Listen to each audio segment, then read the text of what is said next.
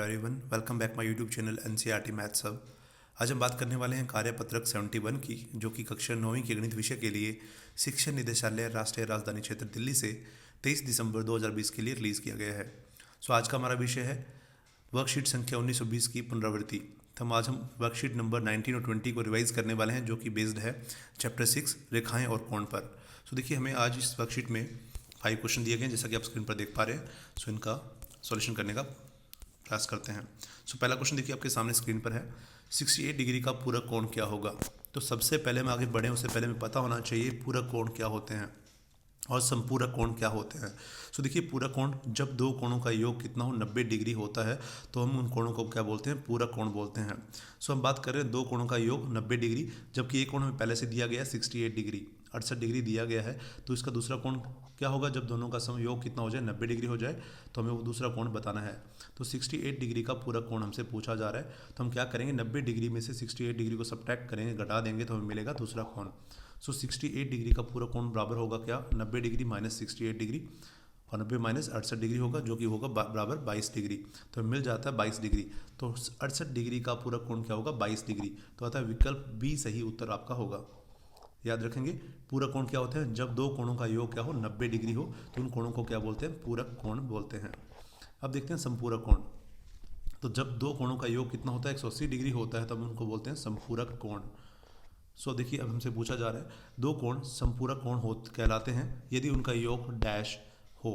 हमसे पूछा जा रहा है कि उनका योग कितना हो, तो हम क्या कहेंगे, उनका योग कितना है, 180 डिग्री हो, तो उन कोणों को क्या बोलते हैं, संपूरक कोण बोलते हैं। ऑप्शन सी आपका राइट आंसर होगा, विकल्प सी आपका सही उत्तर होगा।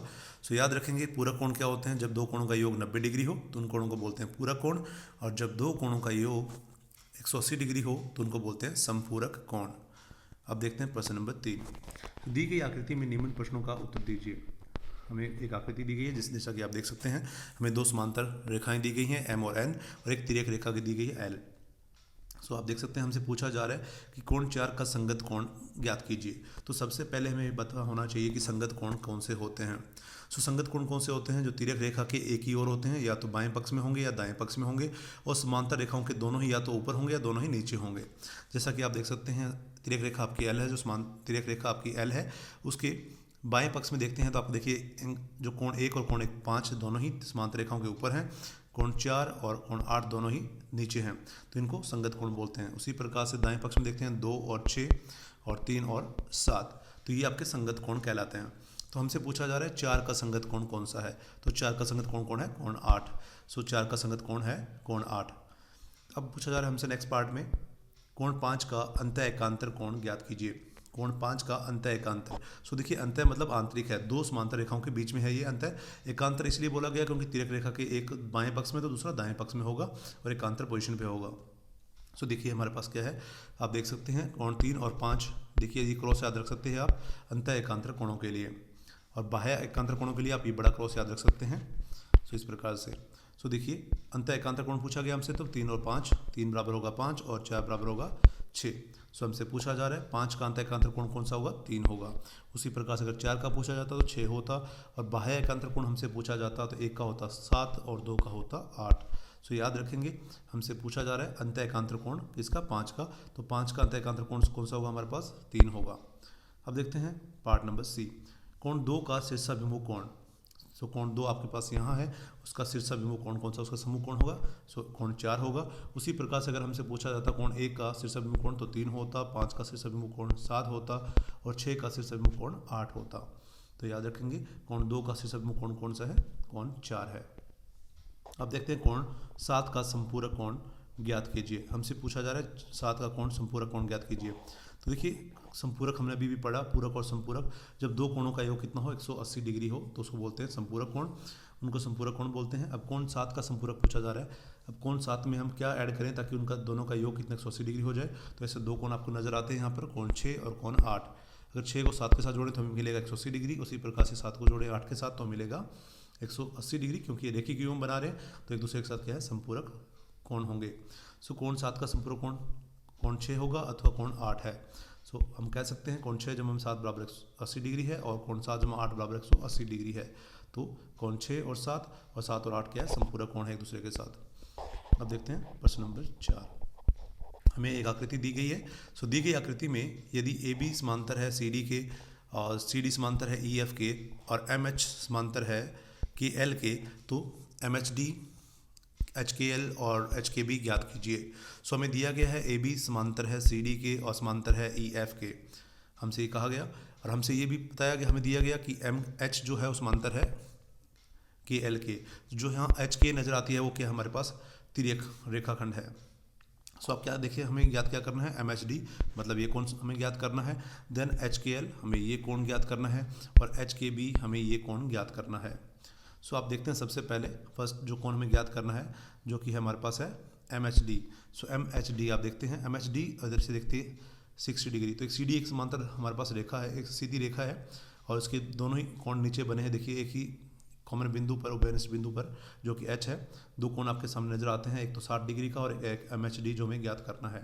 सो एम एच डी जमा में 60 डिग्री बराबर 180 डिग्री होगा, इसको बोलेंगे हम रेखिक युग्म क्योंकि एक ही रेखा पर बने हैं। सो एम एच डी बराबर होगा 180 डिग्री माइनस 60 डिग्री जो कि बराबर है 120 डिग्री। सो हमें एम एच डी मिल जाता है 120 डिग्री का कोण, तो ये मिल जाता है हमें 120 डिग्री। सो अब देखते हैं अगला कोण हमारे पास ज्ञात करना हुआ है एच के एल। तो पहले समझिए इसको। देखिए एच के एल, क्योंकि ये दो रेखाएं समांतर दी गई हैं और ये हमारे पास तिर्यक रेखा का काम कर रही है, तो ये कंप्लीट जो आपको एंगल कोण नजर आता है और ये कोण बराबर होंगे क्योंकि ये आंतरिक एकांतर कोण है। तो 120 डिग्री ये हो जाएगा, 25 ये हो जाएगा, तो 145 डिग्री हो जाएगा, ये इसके बराबर हो जाएगा एच के एल के। सो आगे बढ़ते हैं। सो देखते हैं, क्योंकि एम एच समांतर है के एल के तथा एच के एक तिर्यक रेखा है, अतः एम एच के, जैसा कि आप देख सकते हैं एम एच के मीन्स इस एंगल की बात कर रहा है, बराबर होगा एच के एल क्योंकि ये आंतरिक एकांतर कोण है। सो एम एच, अब देखिए एम एच के दो पार्ट हमारे पास नजर आते हैं, एक एम एच डी और एक कौन सा हमारा के एच डी जो कि 25 डिग्री का है, 25 डिग्री का है। सो एम एच डी हमारे पास 120 डिग्री है प्लस 25 डिग्री बराबर होगा एच के एल, ये कोण पूर्ण आपका कोण। सो 120 प्लस 25 कितना होगा, 145 डिग्री हो जाएगा। सो एच के एल बराबर 145 डिग्री, तो हमें मिल जाता है एच के एल बराबर 145 डिग्री। सबसे पहले देखिए एच के एल आपको ये नजर आता है, यही आपको कोण हमसे पूछा गया था, एच के एल बराबर 145 डिग्री। हमने दो कोण फाइंड आउट कर लिए हैं, ज्ञात कर लिए हैं। तीसरा कोण हमारा रहता है एच के बी, ये वाला कोण रहता है।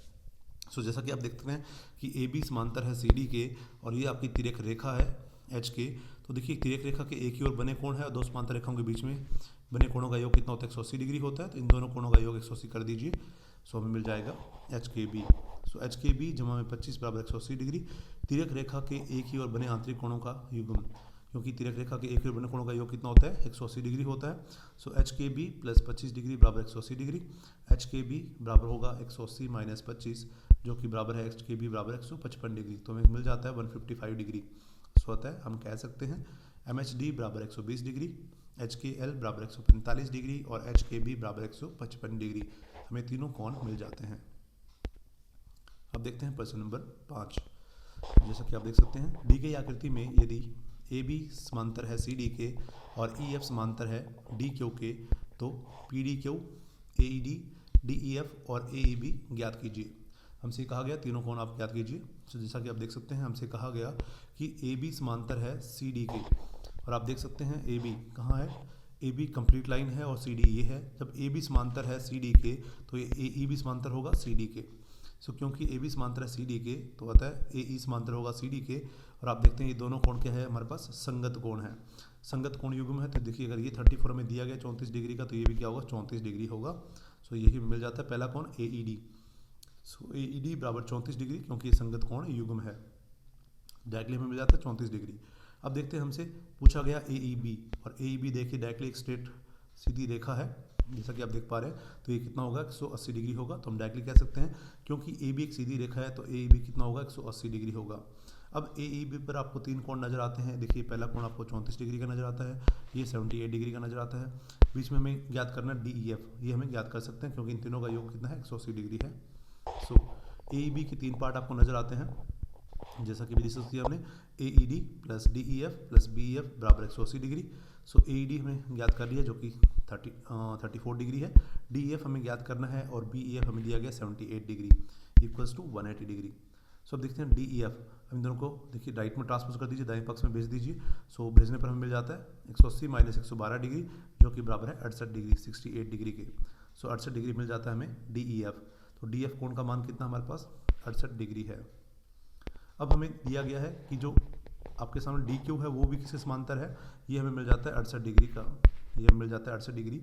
अब हमें ये भी कहा गया कि डी क्यू और ई एफ समांतर है, और देखिए ये आपकी तिर्यक रेखा है, तो दोनों समांतर रेखाओं के ऊपर बने हुए कोण क्या होंगे, संगत कोण होंगे, तो ये भी कितना होगा, 68 डिग्री ही होगा। सो हम कह सकते हैं कि एंगल जो पी डी क्यू है वो भी कितना होगा, 68 डिग्री होगा। सो ई एफ समांतर है डी क्यू के, ई एफ क्या है, समांतर है डी क्यू के, और पी डी क्यू किसके बराबर है, डी ई एफ के है, तो हम कहेंगे संगत कोणीय युग्म। सो पी डी क्यू बराबर कितना हो जाता है, 68 डिग्री हो जाता है। सो अतः पी डी क्यू बराबर है 68 डिग्री, ए ई डी बराबर है 34 डिग्री 34 डिग्री, और डी ई एफ बराबर है 68 डिग्री, और ए ई बी बराबर है 180 डिग्री। यही कोण हमें ज्ञात कर रहे थे। This is all about worksheet number 71. So if you learn from this video, then please do subscribe my channel and share this video as much as you can. Thanks for watching.